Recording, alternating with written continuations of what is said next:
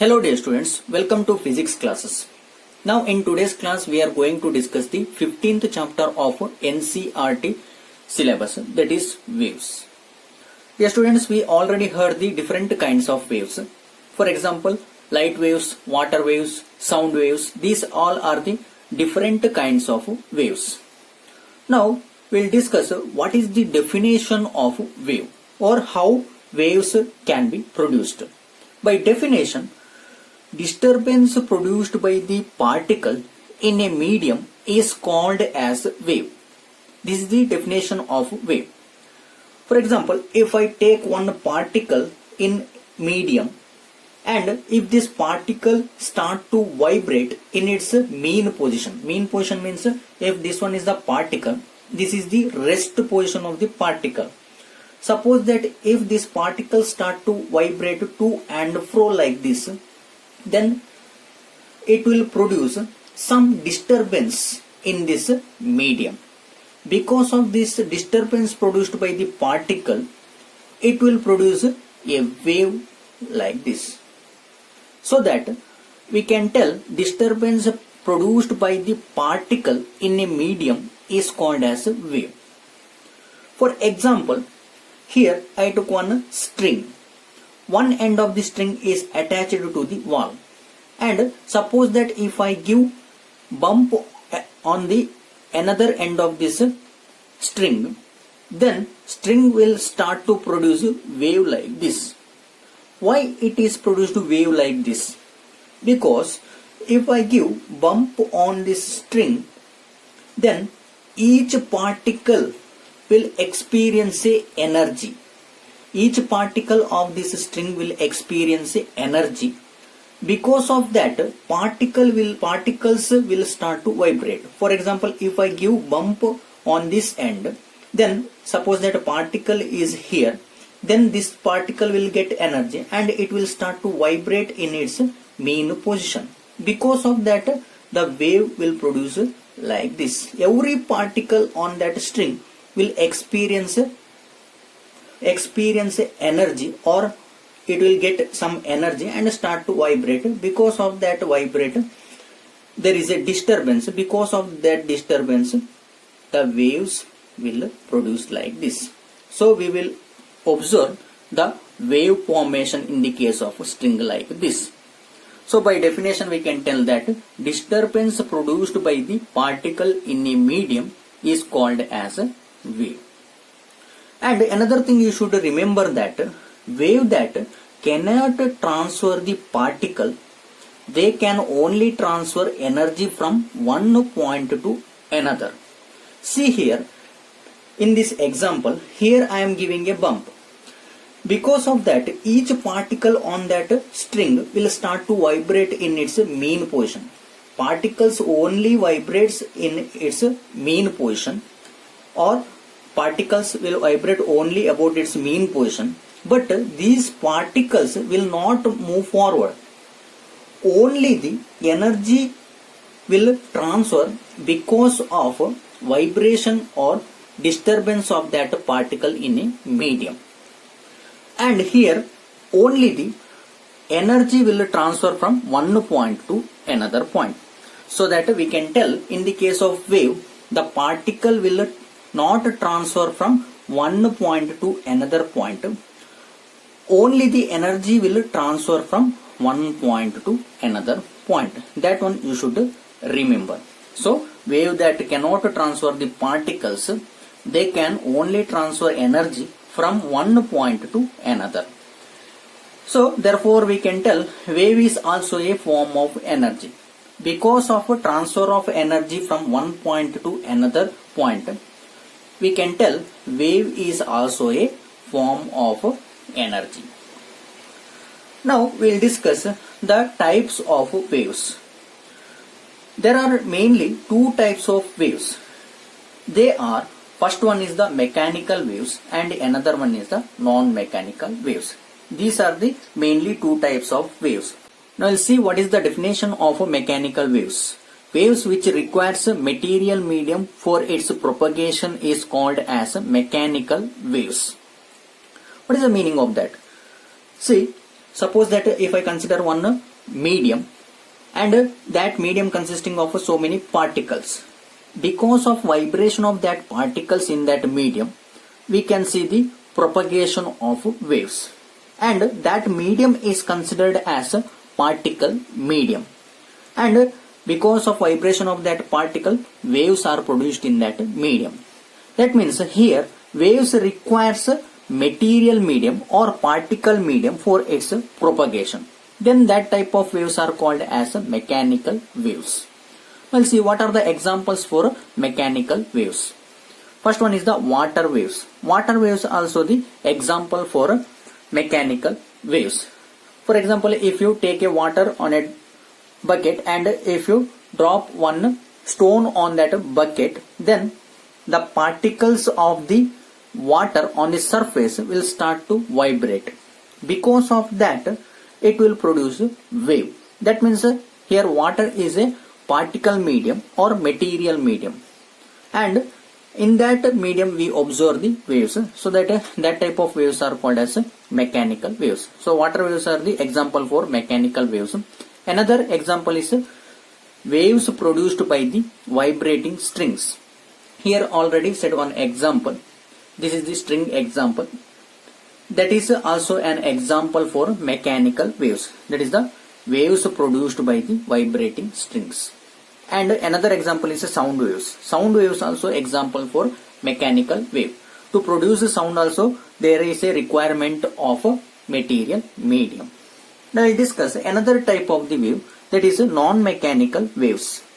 By definition, waves which does not require any material medium for its propagation is called as non-mechanical waves.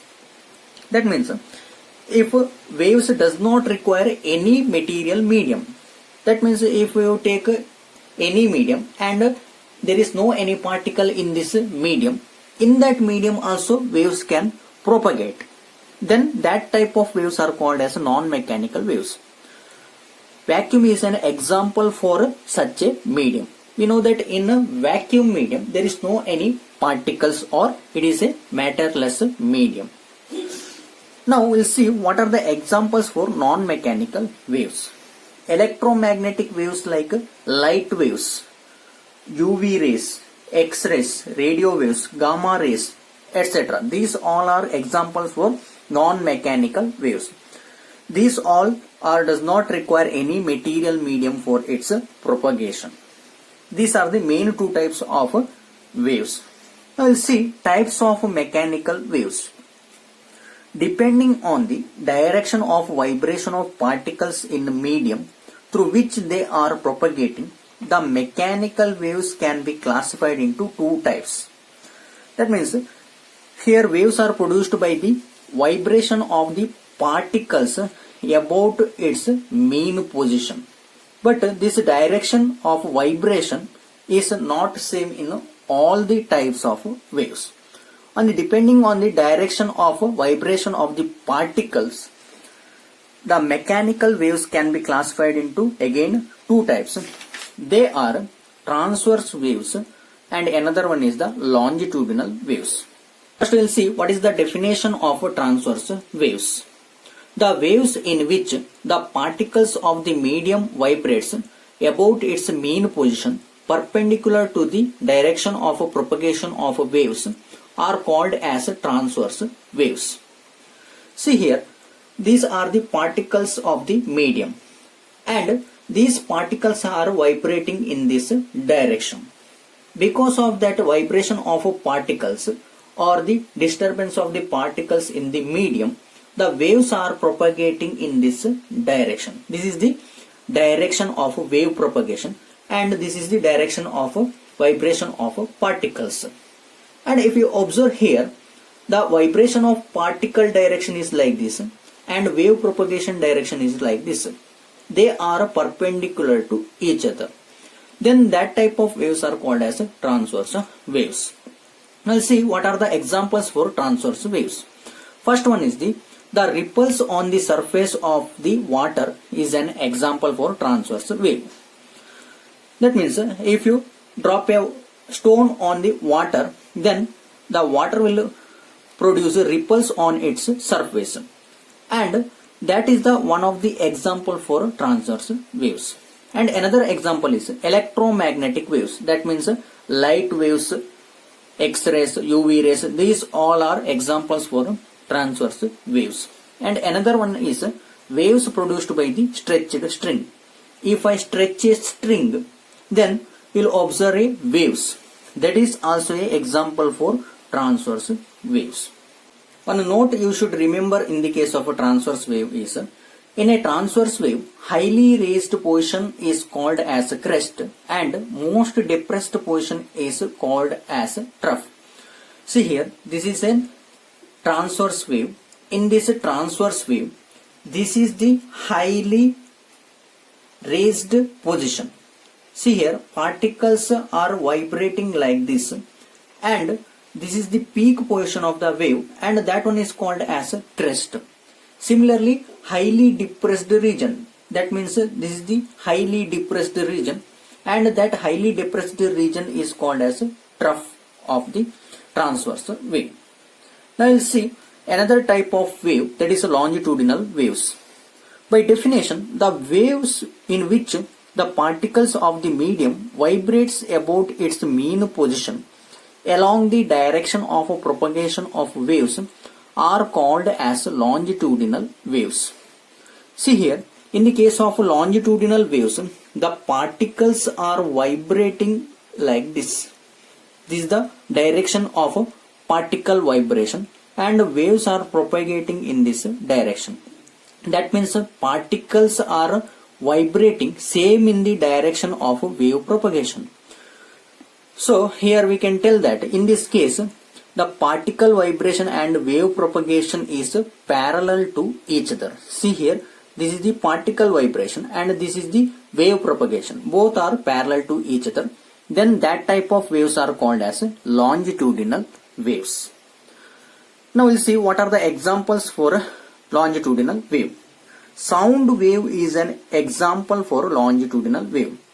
Sound wave is the example for longitudinal wave. In the case of sound waves, the particle vibration direction and wave propagation directions are parallel to each other.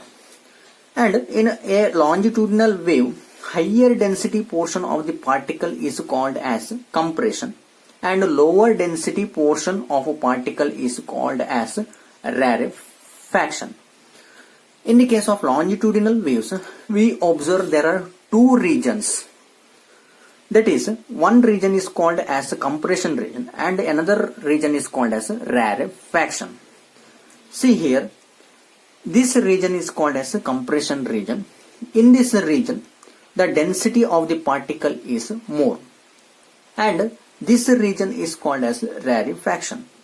In this region, density of a particle is less.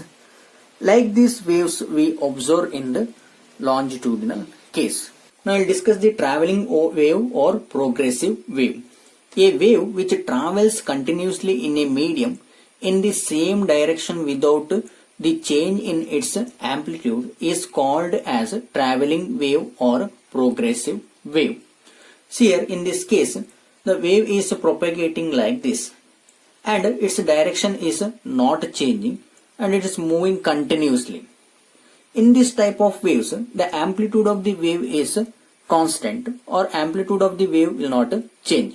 We'll see what is the meaning of amplitude. Here, particles are vibrating about its mean position.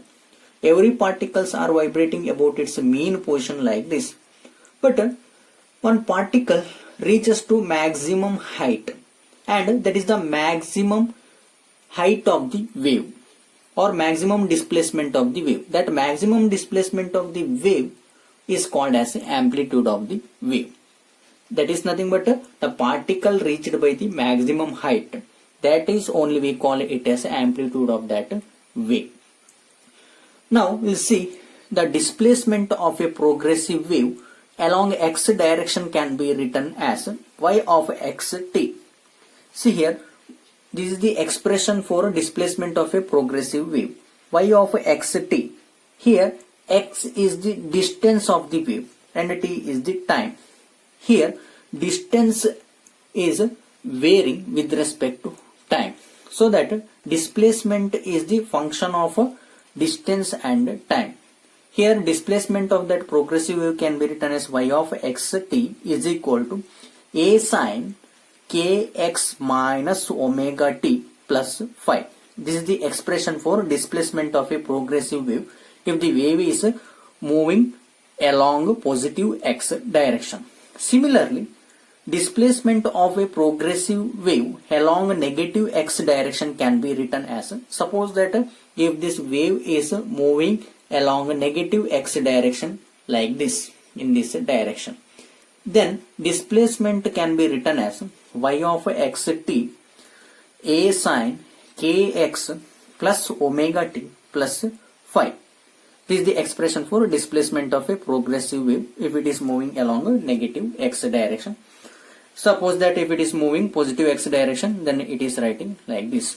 In this equation, A is the amplitude of the wave. This is the amplitude of the wave, that one we are representing as capital A. Omega is the angular frequency. In this equation, omega is a angular frequency of wave, and phi is the phase constant. This is the phase constant, and k is the wave number. Now let's see some basic terms related to the waves. The first one is wavelength. Now we'll see what is the meaning of a wavelength of a wave. The distance between two successive crests or troughs of a wave is called as a wavelength of a wave. See, this is a wave.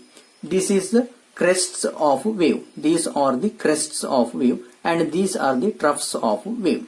The distance between two successive crests, the distance between any two crests of the wave or any two troughs of the wave is called as a wavelength of that wave.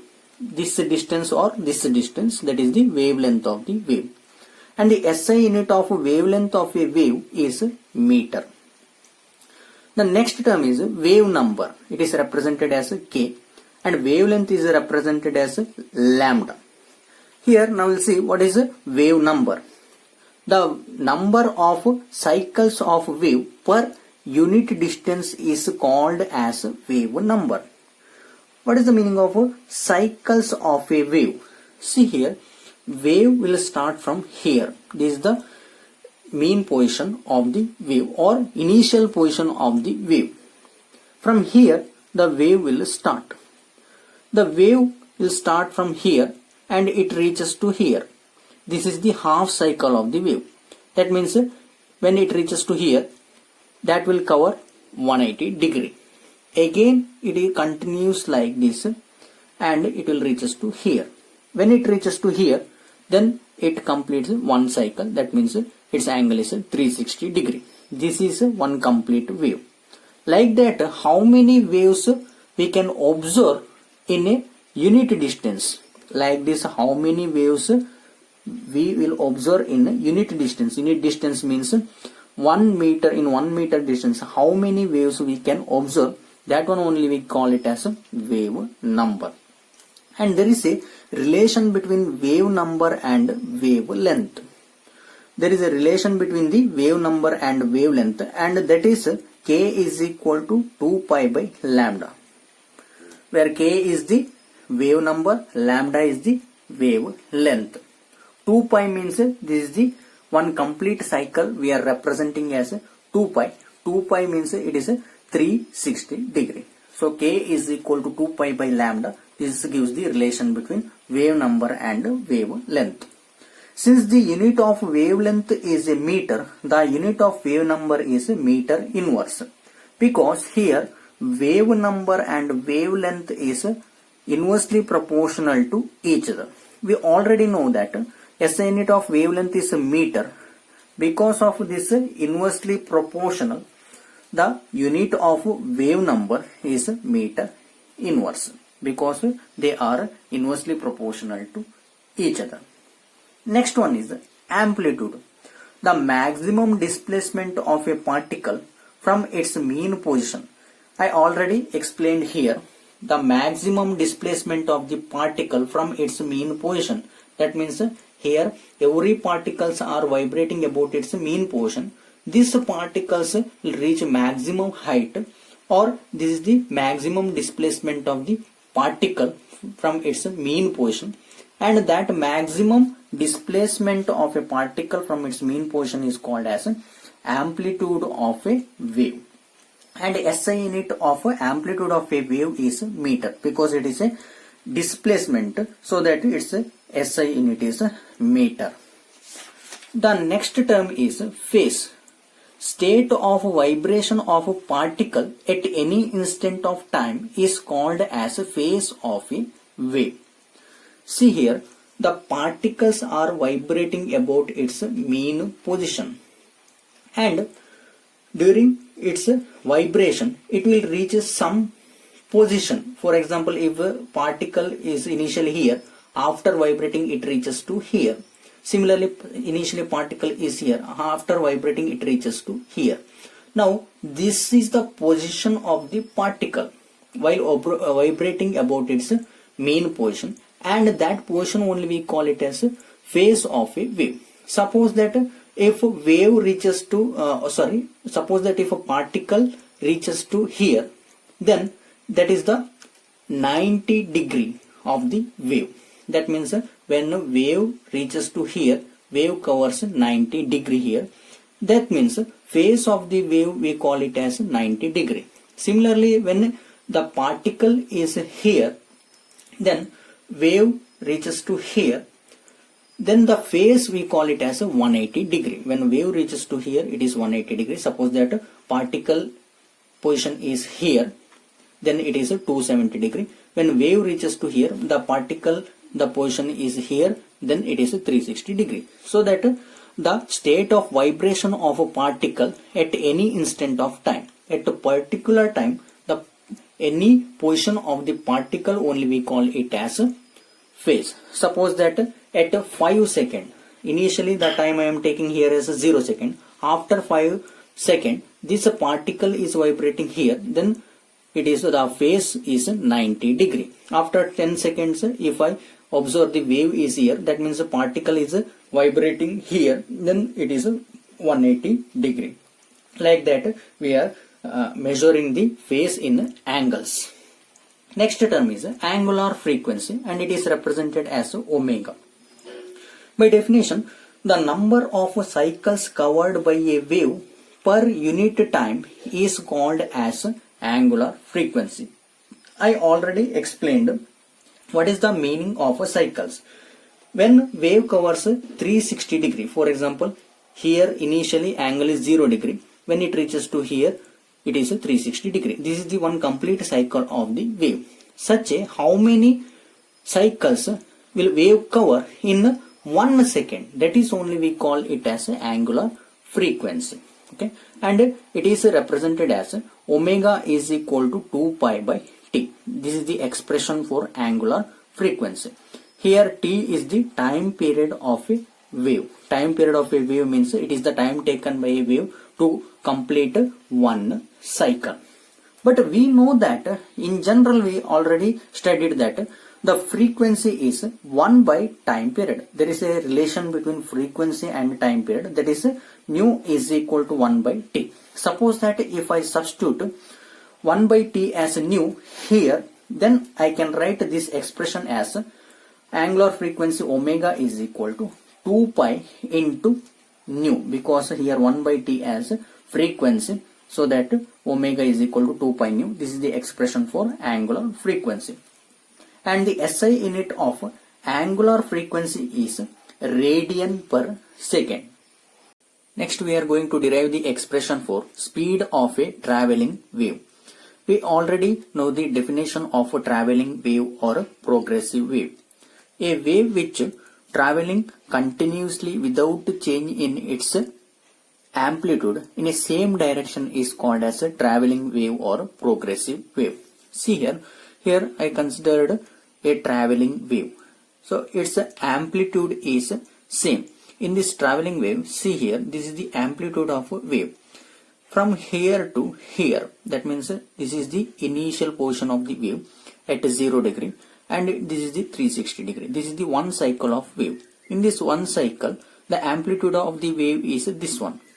In next another cycle also its amplitude is same, so that its amplitude is not changing in each cycle. Its amplitude remains same in every cycle of the wave, and it is moving in a same direction without changing its amplitude continuously, so that it is called as a traveling wave. Now we are going to derive the expression for speed or velocity of this traveling wave. We already have the expression for displacement of a traveling wave as y of x t is equal to a sine into kx minus omega t plus phi. This is along the x direction. This is already we discussed. This is the expression for displacement of a traveling or progressive wave. But here phase difference is equal to 0. Here phi is the phase constant or phase difference. In the case of a traveling wave, the phase difference is 0. Because see here, when the wave starts from here, after 90 degree, the position of the particle is here. Suppose that one particle is here. After 90 degree, when wave reaches to 90 degree, then that means the particle is here now. In first cycle of the wave, the particle, when the wave reaches to 90 degree, then the particle is here. This is the particle position. If we observe in another cycle of this wave also, the particle position is here when the wave reaches to another 90 degree in another cycle. That means here and here the position of the particle is same, or the amplitude of the particle is same. That means there is no change in phase. Therefore, there is no phase difference in the case of traveling wave or progressive wave, and phase of the wave is constant. So that we can write phase difference phi is equal to 0, and phase of a wave, that is kx minus omega t. This together gives the phase of the wave, that is kx minus omega t is constant. Here phase of the wave will not change. So here I can write kx minus omega t is equal to constant. Now I am going to differentiate this kx minus omega t on both the sides. Then we can write d by dt of kx minus omega t, that is equal to d by dt of constant. Here see, k, we know that this is the wave number. In the case of a traveling wave, we know that wave number means this is the number of waves per unit length. In the case of a traveling wave, this wave number is constant. So that this one I am taking out, and I am splitting this equation, k into d by dt of x minus d by dt of, see here, omega is the angular frequency. Angular frequency means we know that this is the number of cycles per second. In the case of a traveling wave, suppose that in 1 second, if we observe one complete cycle, in another 1 second also we observe another one complete cycle. That means here angular frequency is constant. For every seconds we observe one complete cycle. So here angular frequency is constant. Therefore I am taking here omega out, and this time is varying, so that I am differentiating time. So d by dt of t, that is equal to, we know that differentiation of constant is equal to 0. So d by dt of constant is equal to 0. Now here x is nothing but it is the distance. So distance also here varies with respect to time. We have to differentiate the distance with respect to time. So dx by dt I am writing as it is, minus omega, this is constant. We have to differentiate time. Here time is varying. Differentiation of time with respect to t, then I will get 1. That is equal to 0. Now here k dx by dt minus omega is equal to 0. Now this minus omega I am taking to the right hand side. Then I will get k dx by dt is equal to omega. Now I am taking this k to the right hand side, then it will come to denominator here, so that I can write dx by dt is equal to omega by k. This one I am taking as equation 1. Next up, here we know that dx by dt is equal to v. See here, dx by dt is nothing but rate of change of displacement. We know that rate of change of displacement gives the velocity, so that we are substituting dx by dt is equal to v, that is the velocity of wave or speed of a traveling wave. Now see here, if here I substitute dx by dt as v in this equation, then this equation becomes v is equal to omega by k. That one I am writing here, v is equal to omega by k. Equation 1 becomes v is equal to omega by k. That equation I am taking as equation 2. But already we know that here k is nothing but that is the wave number. K is equal to 2 pi by lambda. This one already we discussed. K is equal to 2 pi by lambda. This one I am taking as equation number 3. And also we know the expression for angular frequency as omega is equal to 2 pi by t. This one I am taking as equation number 4. Now I can substitute equation 3 and equation 4 in equation 2. See here, here I have to substitute expression for omega, and here I have to substitute equation for wave number. Then substituting the values of k and omega in equation 2, we get v is equal to, instead of omega I am substituting 2 pi by t, here 2 pi by t, divided by, instead of k I am substituting 2 pi by lambda, divided by 2 pi by lambda. Here 2 pi will get cancel, and lambda will goes to the numerator and t comes to the denominator. Then I will get v is equal to lambda by t. Next step, v is equal to lambda into, this one I am writing as 1 by t separately. So lambda into 1 by t. But we already know that 1 by time period gives the frequency. In general we know that frequency is equal to 1 by time period. If I substitute 1 by t as nu, then I will get velocity or speed of a traveling wave is equal to lambda into nu. Here lambda is the wavelength of the wave, nu is the frequency. Another thing you should remember here, that wave speed is independent of a frequency of a wave or wavelength of a wave.